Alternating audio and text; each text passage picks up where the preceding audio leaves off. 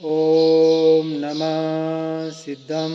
ॐ नमः सिद्धं। ओम सजात्म स्वरूप परम गुरु शुद्ध चैतन्य स्वामी ने नमः। कल हमने ध्यान और मौन के ऊपर कुछ जानने का प्रयास किया था।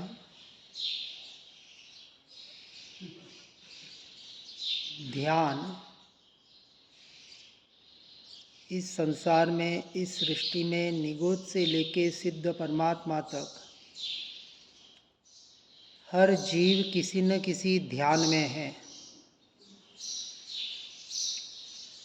चाहे आर्द्र रौद्र ध्यान में है या धर्म शुक्ल ध्यान में है।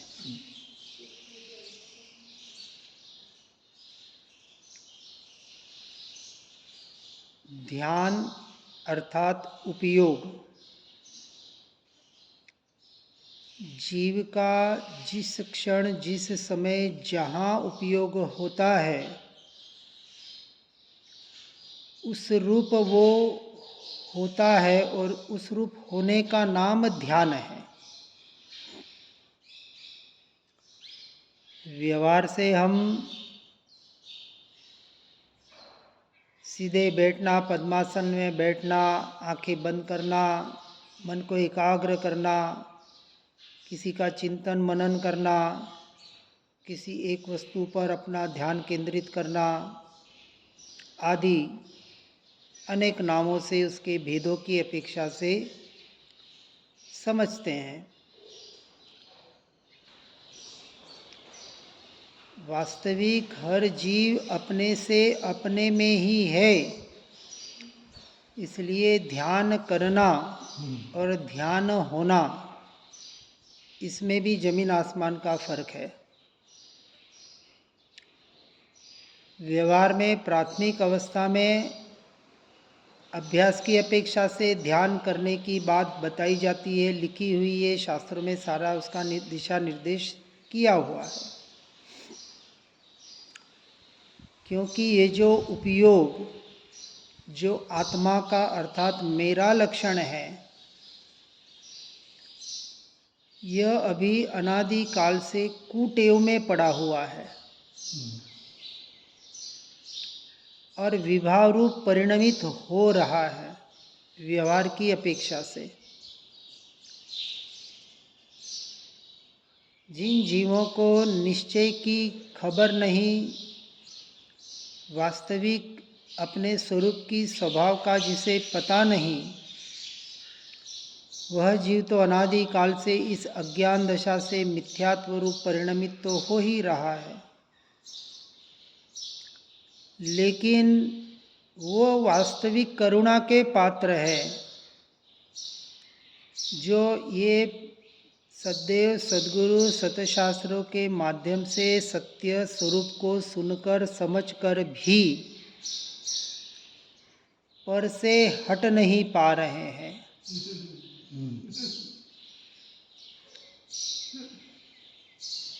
क्योंकि जिन्हें पता ही नहीं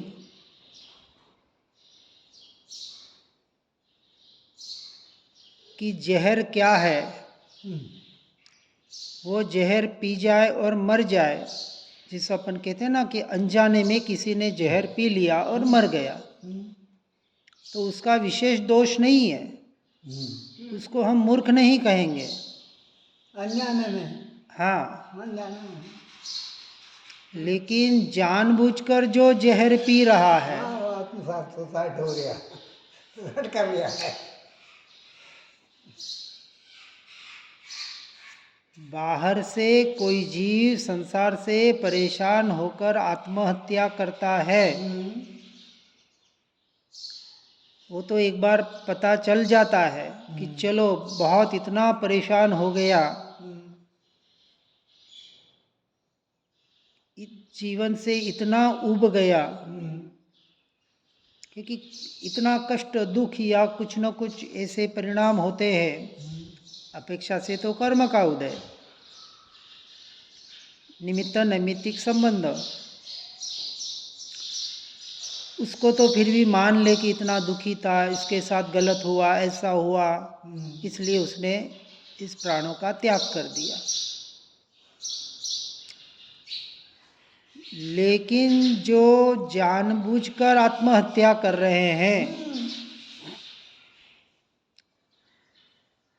आत्मा की हत्या, आत्मा की हत्या, ये अपने उपयोग को पररूप परिणमित करते हुए अपने आप को उस रूप मानना, पररूप मानना, ये मिथ्यात्व का पोषण, ये अज्ञान दशा से बड़ी कोई आत्महत्या नहीं है।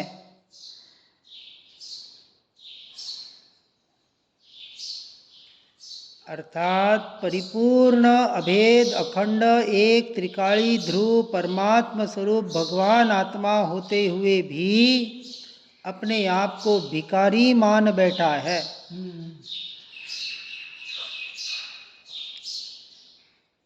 राजा होते हुए भी रंक बैठा है।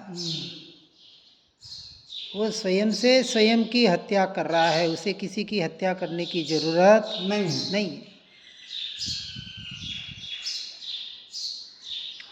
कर्मों का आक्रमण तो अनादि से हो रहा है, कोई नई बात नहीं है। कर्मों ने आक्रमण किया इसलिए कोई राजा हारा, बाहर से तो कह सकते हैं कि किसी ने किसी के राज्य पर आक्रमण करके उस देश को, उस राजा को जीत लिया। लेकिन अध्यात्म में ऐसी कोई व्यवस्था नहीं है कि कर्म जीव को जीत ले। स्वयं को जीतना। हाँ, क्योंकि यहाँ स्पष्ट से बता दिया, दो द्रव्य का परिणमन 100% स्वतंत्र है, न्यारा है, भिन्न है, अपने से अपने में हो रहा है। एक द्रव्य दूसरे द्रव्य को छूता तक नहीं, तो आक्रमण की बात कहाँ आई? कर्म अपना काम कर रहे हैं, उनका परिणमन, क्योंकि कर्म पुद्गल है और उसके परिणाम पुद्गल पर हो रहा है, मन वचन काया पर, शरीर पर हो रहा है। लेकिन जीव अनादि से ये भटका हुआ अपने स्वरूप से, स्वभाव से, उस पुद्गल के परिणामों को, उस पुद्गल की क्रिया को और उस पुद्गल के निमित्त से होने वाले अपने वैभाविक मोह राग द्वेष रूपी भावों को अपना मान बैठा है। उसमें इस जीव ने मैं और मेरापना कर रखा है।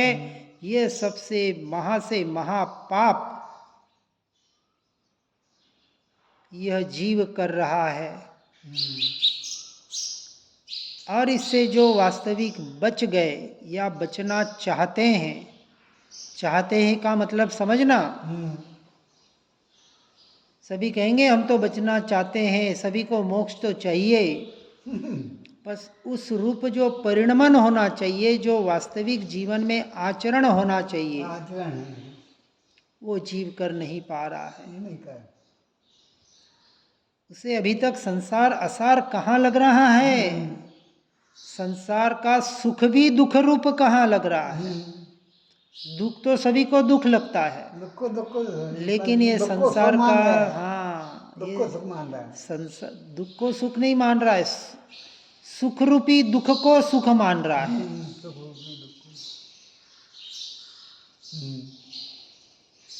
दुख को सुख नहीं मानता है। जो सुख मान रहा है, जो दुख का कारण है, उस सुख को सुख मान रहा है। दुख को दुख तो सारा संसार मानता है। जो कर्मोदय जनित सुख को भी दुख मान नहीं रहा है कोई, और जो मान ले वो वहां से छूट जाएगा, क्योंकि बाहर न सुख है न दुख है, सारी भ्रांति है और कुछ भी नहीं है, हमारी कल्पना है। और पूरा जीवन खुली आंखों का एक सपना देख रहा है, कह रहा है हम जाग रहे हैं फिर भी सोया हुआ है। ऐसा जीव मोक्ष की बातें कर ले, कितने भी शास्त्र पढ़ ले, कितनी भी विधियां कर ले, कितनी भी शुद्धि का पालन कर ले, कुछ भी कर ले, मोक्ष का अधिकारी नहीं बन सकता। इसलिए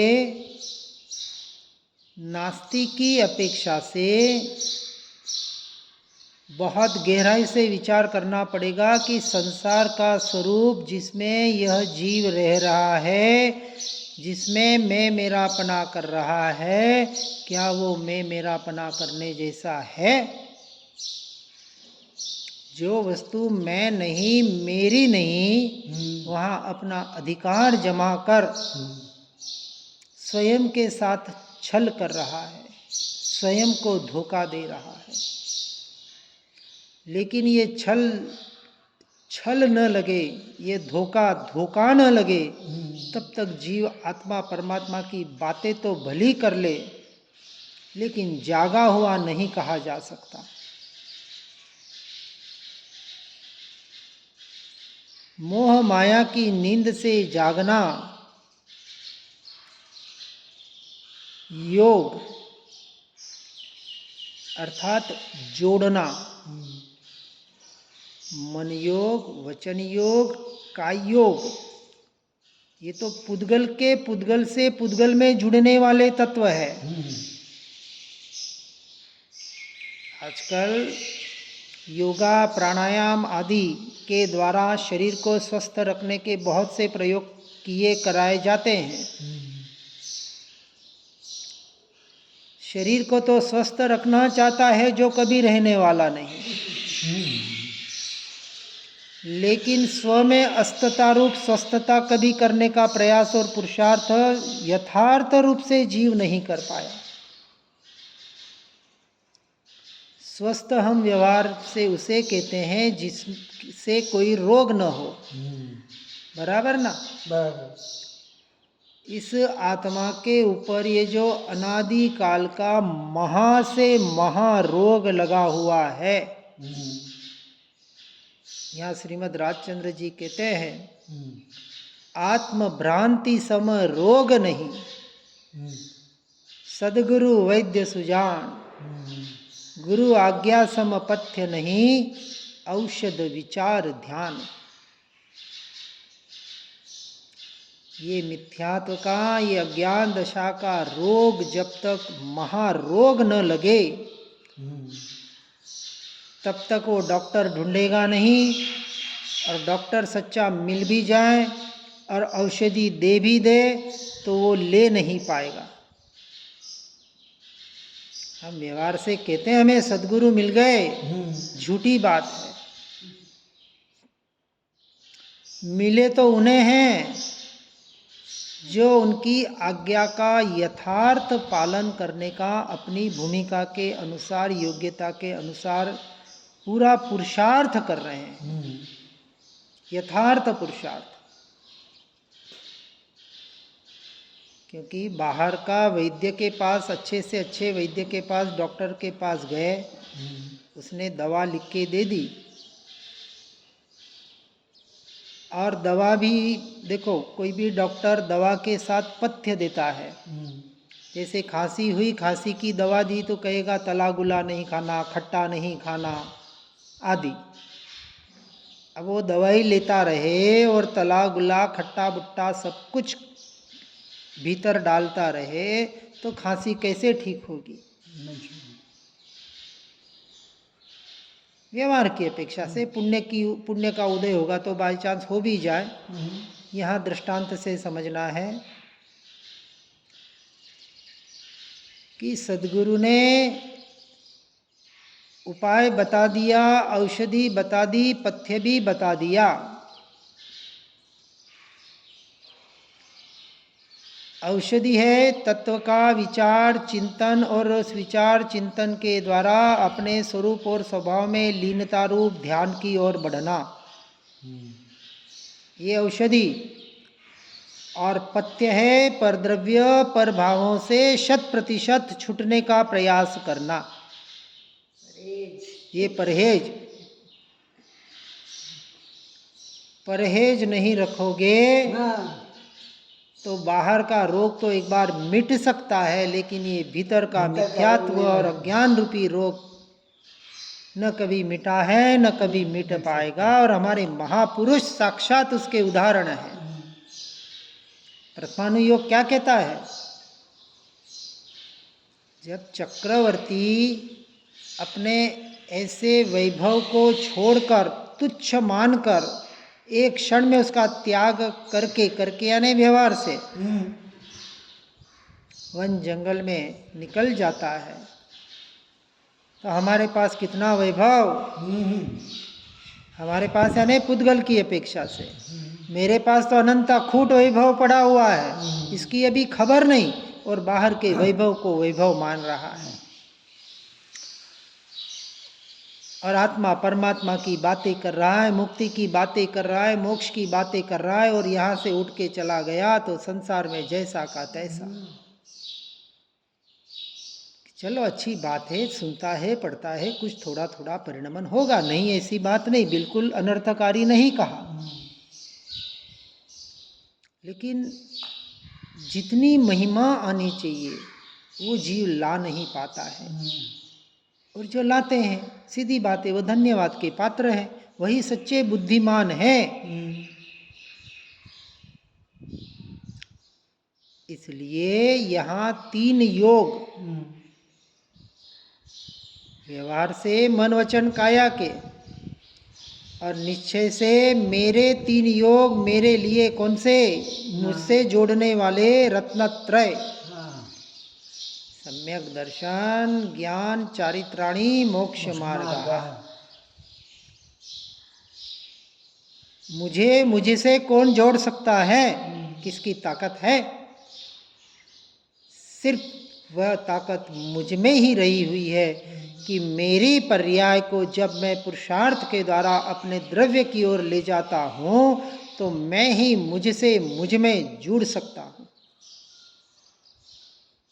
इसका नाम है परमार्थ योग। और ऐसे सच्चे योग साधना करने वाले को सच्चा योगी कहा गया। योगी एक व्यवहार योगी जो मन वचन काया को जीत रहा है, जीतने का कष्ट कर रहा है, हाँ, साधना नहीं, वो साधना है ही नहीं। मन को जीतना, शरीर को स्थिर रखना, वचन पर काबू पाना, ये साधना नहीं है। साधना नहीं। ऐसे योगी हिमालय में हजारों की संख्या में बैठे हैं। चीरा कर ले और उसके ऊपर नमक छिड़क दे और उफ न करे, चारों तरफ आग लगा दे और अग्नि के बीच में बैठ जाए घंटा घंटा और उफ न करे, हिले नहीं वहां से। मोक्ष मार्ग में इसकी कोई वैल्यू नहीं है, जीरो। लोगों को इसकी महिमा आती है, उन्हें चमत्कार नमस्कार चाहिए, बाहर से ऐसा कुछ दिखना चाहिए, ऐसा कोई तेज, ऐसे कोई चमत्कार, ऐसी लब्धियां, रिद्धियां, सिद्धियां, ऐसे कोई हो तो महिमा आती है हमें। लेकिन जिसकी महिमा करनी थी, यहाँ तो स्पष्ट कह दिया कि सद्देव सद्गुरु सतशास्त्र की महिमा यह भी मोक्ष मार्ग में बाधक है। अभी नहीं, भूमिका के अनुसार समझना। श्रद्धान में होता है और व्यवहार से भूमिका के अनुसार व्यवहार विनय होता है। लेकिन हाँ, लेकिन हम परम विनय की बात कर रहे हैं कि इनसे भी, अर्थात किनसे? देव गुरु शास्त्र से भी मैं महान। ऐसा किसने बताया? देव गुरु शास्त्र नहीं तो बताया, तू स्वयं भगवान है। इससे तेरी महत्ता और प्रभुता तुझसे तेरे में है, इससे महान कोई व्यक्ति, इससे कोई मतलब इस सृष्टि में दूसरी कोई वस्तु नहीं है, इसका जब तक तू अपने से, अपने में, अपने लिए निर्णय नहीं करेगा, दूसरे का कंपैरिजन नहीं। और इसलिए साथ में कह दिया सभी जीव सिद्ध समान, तू अकेला महान नहीं है। संसार के सारे जीव परमात्मा स्वरूप है, कंपैरिजन नहीं है। परंतु जब तक तू स्वयं से स्वयं में स्वयं की दृष्टि नहीं करेगा, तू पर्याय में परमात्मा पद को तीनों लोक में, तीनों काल में कभी प्राप्त नहीं कर पाएगा।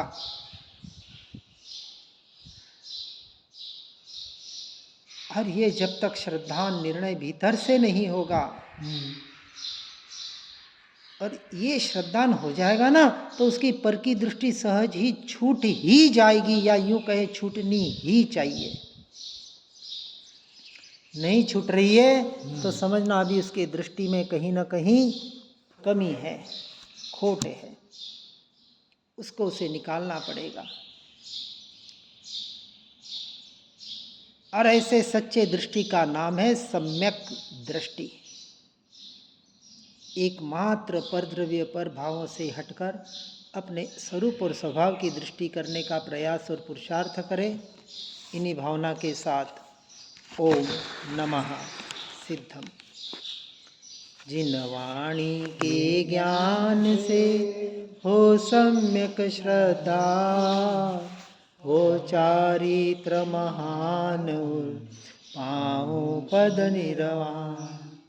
जिन वर प्रभु की दिव्य ध्वनि जो शुद्ध बोध स्वरूप है, स्यादवाद से जो है अलंकृत शारदे श्रुत रूप है।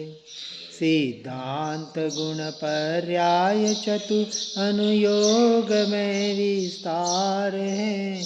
महिमामयी जिन वाणी माँ को वंदना शतवार है, वंदना शतवार है।